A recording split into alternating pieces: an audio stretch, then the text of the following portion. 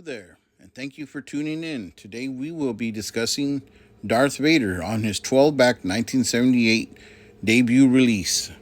Of course, I'm not lucky enough to have that one on card.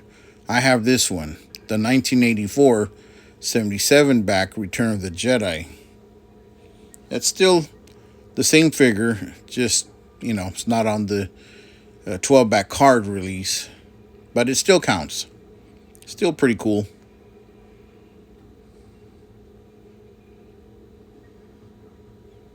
And on the back again, you can see it's a 77 back. And we will see that it is from, if you look at the small print, Hong Kong. Now here's a 4-pack with Luke Skywalker, Han Solo, Chewbacca, and Darth Vader. And these were produced in 1995. And you would be considering that to be a reproduction, but it was made by Hasbro, who purchased Kenner. So they've got the license and they can do what they wish. They did get a little bit of pushback back then, but now it's very common. And also the retro line is reproducing the original 96 figures. So now it's an accepted thing, and even I collect them.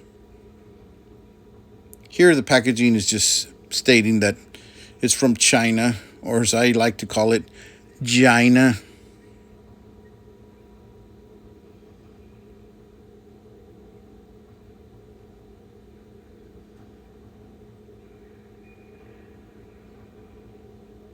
Pretty nice looking Vaders. One with the cape up, one with the cape down. And I did remove the lightsaber because I believe it is a reproduction. Now, to determine if something's a reproduction or authentic, you need to go to theimperialgunnery.com and also variantvillain.com. And those two sites can give you tips either way to determine what you have, either being authentic or a reproduction. So here we have Vader sealed on the card. The Empire Strikes Back 1982 48 back. Now this is the one that I joined to the card. So whatever it says on the card, it doesn't necessarily apply to the figure, since the figure was independently acquired and then attached to the card. You can see again some of the merchandise that was available at that time in that era. And you could have seen that the proof of purchase was also removed in order to mail off and get a free action figure. And all of us kids did it, myself included.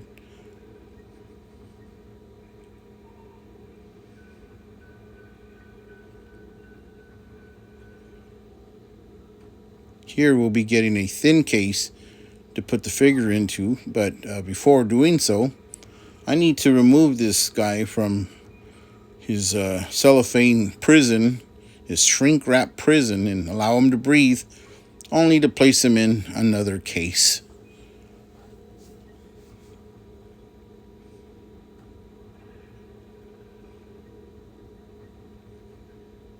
You have to be careful with the X-Acto, since obviously it's sharp. You don't want to damage the lithograph or the figure, or yourself for that matter. Bleeding over your figures is not a good practice to sustain.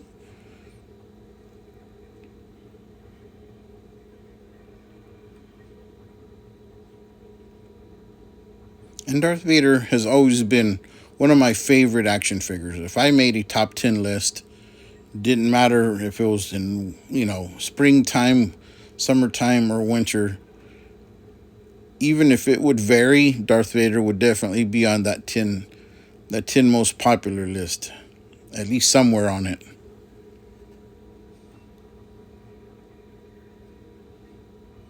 Now comes the tedious task of removing the wire that you have to unwind from the back torso of the figure that was holding it onto the card. Now, on occasion, I have found, I think just once, where the wire oxidized to some degree and left a black mark on the cape of an action figure. In fact, I think it was on Lando. Yeah, it happened on the Lando action figure. It'll be coming up. You'll see it.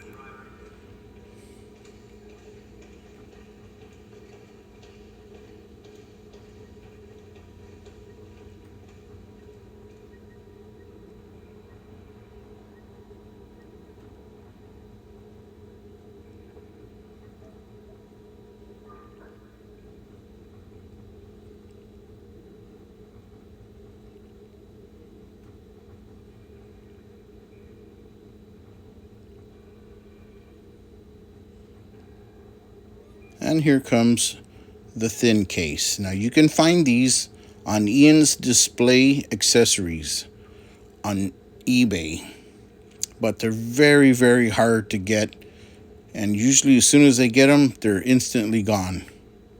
Now, I used to get them previously from Fourth Moon Toys, but because of the big, beautiful tariffs, they no longer ship to the U.S. It just got too expensive and it wasn't worthwhile.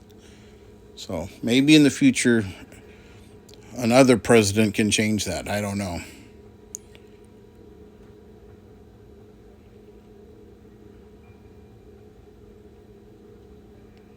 And here you can see the two cards now side by side, joining the 4-pack in an awesome display.